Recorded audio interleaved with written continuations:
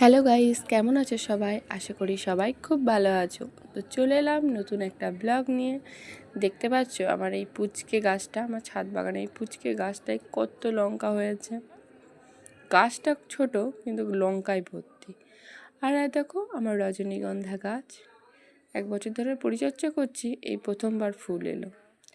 আর তারপর আমার এই রক্তগাঁদা গাছটা, আর আমার বাগানের নতুন সদস্য এই বেলি গাছটা টুকটুক করে অনেকগুলোই ফুল দিয়েছে, তোমাদের সাথে শেয়ার করা হয় নাই, তাই ভাবলাম একটু শেয়ার করি।